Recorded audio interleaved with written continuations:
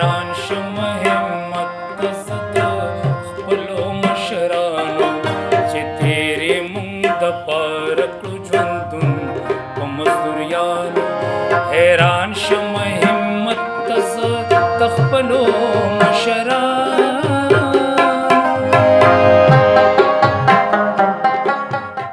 السلام علیکم ګرانو کتونکو قدرمنو نعمتزاده یم د کراچۍ نه او دا وخت یو بل سپین روبې یو بل مشر یو بل سپین ږیری را سره ناست دی او د ده سره به د ده د دوه تېر شوي وخت خبرې کوو د څنګه ژوند تېر کو کمې کمې مزدورۍ وکړې کراچۍ ښار کې دی چونکې په دې عمر کې اوس هم مزدوري کوي او دلته یو بلډینګ دی چې په هغې کې چوکیدار دی.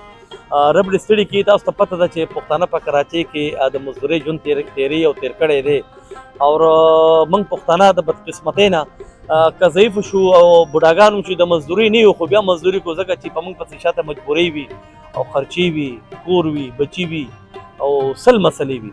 نو خیر دسته به دا خبره وکړو چې دا د کم ځای دی او څنګه ژوند یې تېر کړی دی. بابا السلام علیکم. وعلیکم السلام. دا راته ووایه چې ستاسو نوم څه دی او په کلي کې د کم ځای نه تعلق ساتئ؟ زما نوم عبدالحمید دی. ایم د سوات اوسېدونکی. په سوات کې خاص کم ځای؟ کې خواده خیله فقیره ورته وایي د فقیره یم. ښه د فقیرې د فقیره. ښه دا راته ووایه چې کله چې تا ډومبنۍ مزدوري کوله نو څومره عمر کې وي؟ یاره ډومبنۍ مزدوري چې ما کوله نو زه 1966 کې نوښار ته راغلی وم.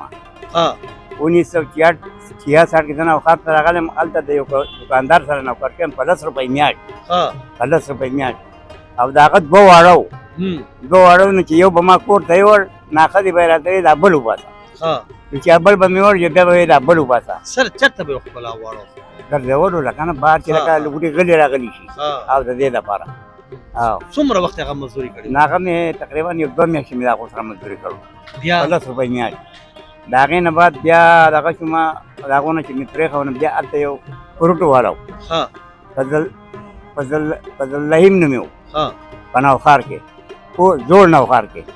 نو د هغه سره مې کار کوه. هغه بله 12 ورځ راکوله او 12 ورځ به یې الله کوله. نو د هغه سره مې یو کال نیم کار کړی او د هغې نه بعد بیا سوات ته لاړم. نو په سوات کې مې هوټل کې کار کوم. یو هوټل ته چې لاړم نو هوټل والا راته وایي چې ته به 100 روپۍ ورځ هلې. ما ورته وایي ما زه به 1 روپۍ ورځ هلم.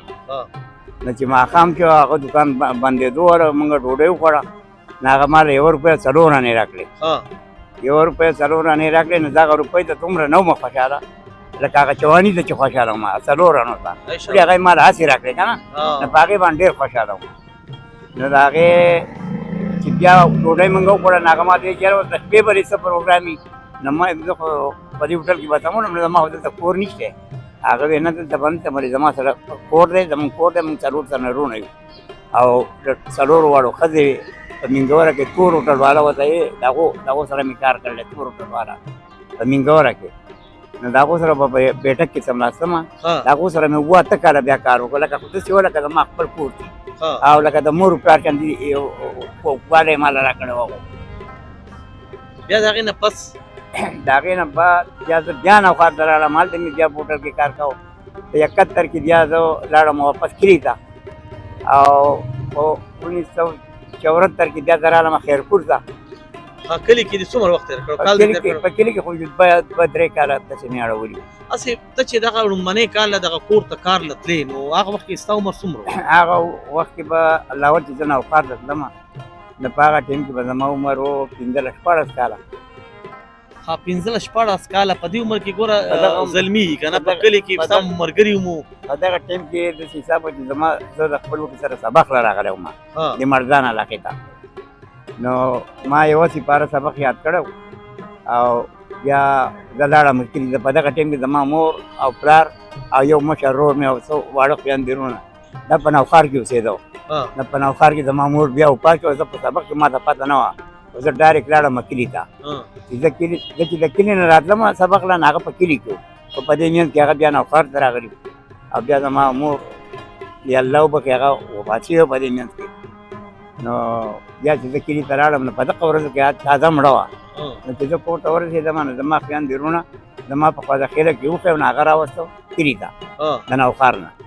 د نوښار نه یې راوستو بس بیا موږ میلاو شو کال نیم زندګي ما داسې وویسته د هغې نه زه بیا مینګورې ته رالم په مینګوره کې مې دغه کار کوم ها دا راته ووایه چې کله ته پرې 1415 کالو په عمر کې مزدورۍ ته دې غاړه یې خپله نو په دغه وخت کې خو سړی زلمی وي هغه لبې کوي په کلي کې تا ته پته ده ځي بره غرونو ته ځي پټو ته ځي سیند غاړې ته ځي لامبي او نو زمونږ کلی خو داسې دی چې هغه غر کلی دی غر دی نو هغې کې خو سیند نشته سیند په خوا د خیله کې دی او خو د باقي په خپل روپالي په وخت کې به مونږ هم تلو لرګي به وراوړو د ځنګل نه او ګېډي به وراوړو او جمع کول به مونږ یاره چې یخ راشي بیا به یې اور بالو که نه جمعې له به لرګي جمع کول استاد د خیره اوس څو واړه دي او څومره عمرونه کې دي او څه څه کار کوي زما درې زما زامن دي د یو نوم جاوید دی د یو نوم اسدالله دی د یو نوم رحمت الله دی او 9 زما لوڼه وې یوه لور مې وفات شوې ده او 8 ژوندۍ دي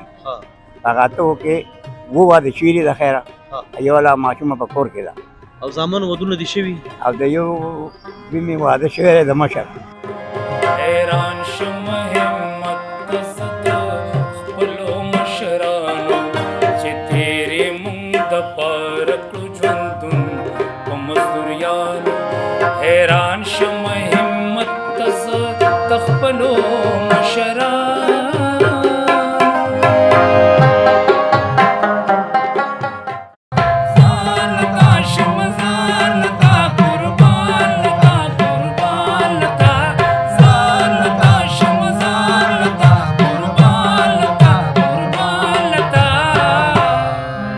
زار د پښتو